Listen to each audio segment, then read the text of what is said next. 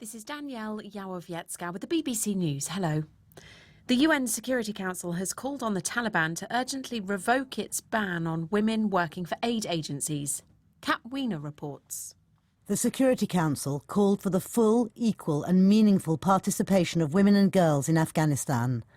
It said the restrictions on work, as well as on women's education, went against the Taliban's commitments to the Afghan people. It added it would have a significant impact on humanitarian operations in a country heavily dependent on aid.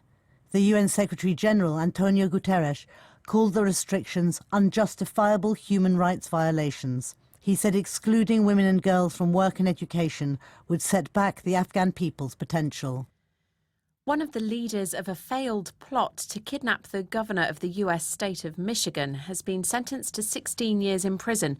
Prosecutors described Adam Fox as the driving force behind the plan to abduct Gretchen Whitmer, a Democrat, and put her on trial on bogus charges of treason. CBS reporter John Hewitt told the BBC the prosecution wanted Fox to get a full life term. The judge involved, named Robert Jonker, a U.S. District Court judge, said while the plot to kidnap the governor was, in his words, incredibly serious, and he did say in court today that there was a need to convey a public understanding of the cost of this kind of activity, as he put it, he deemed a life sentence would be an overreach in this case and sentenced Fox to 192 months in prison, 16 years, in addition to submitting to 5 years of supervised release after he serves his term. Some residents of the areas worst hit by the winter snowstorms in the United States have been recounting harrowing escapes. Many spent hours trapped in their cars in freezing weather, with the rescue services unable to reach them, and some didn't survive. In New York State, the family of a 22-year-old woman from Buffalo said she died trapped in her car. Josh Nichols, a meteorologist at 7 News Buffalo, says the weather is improving.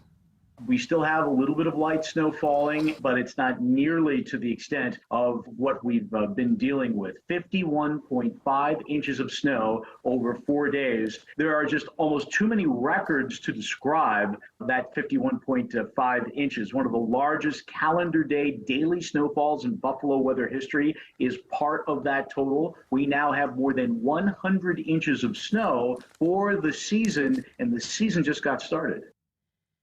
The US Supreme Court has again extended legislation that prevents undocumented migrants from crossing the border from Mexico. The order, known as Title 42, was originally brought in as a coronavirus safety measure during the Trump administration. Republican Party officials in 19 US states have been petitioning the court not to lift the policy. BBC World News. A humanitarian migrant ship at the centre of November's diplomatic row between Italy and France will be allowed to dock at an Italian port. Permission's being given for the Ocean Viking to disembark more than 100 migrants in Ravenna. Declassified Irish state papers have given a fresh insight into how precarious the Northern Ireland peace process was during the 1990s. The documents show the Dublin government feared there would be loyalist bombings in the Republic. Our correspondent Chris Page reports. The files released today reveal details of a sensitive time in the efforts to end the conflict in Northern Ireland. The IRA and loyalist paramilitaries declared ceasefires in 1994, but in early 1996, the IRA returned to violence by bombing Canary Wharf in London. 5 days later, the Taoiseach, John Bruton, met the shadow Northern Ireland Secretary, Mo Moulam. The Irish government's record says Mr Bruton mentioned the possibility of a loyalist bombing campaign in the Republic of Ireland. He said this would be like a civil war. The following year, the IRA resumed its ceasefire, and the Good Friday peace agreement was signed in 1998. North Korea's leader has unveiled plans for strengthening the country's military defence in the coming year, at a time of increasing tension with South Korea.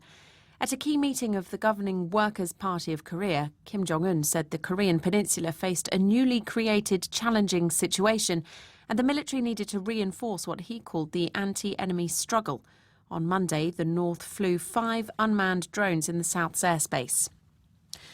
Wildlife officials in the Indian state of Assam have tranquilised and contained a wild leopard that injured at least 13 people. The animal attacked forest rangers before entering nearby villages. Social media video shows the leopard jumping over a barbed wire fence and hurling itself at a van with people inside. BBC News.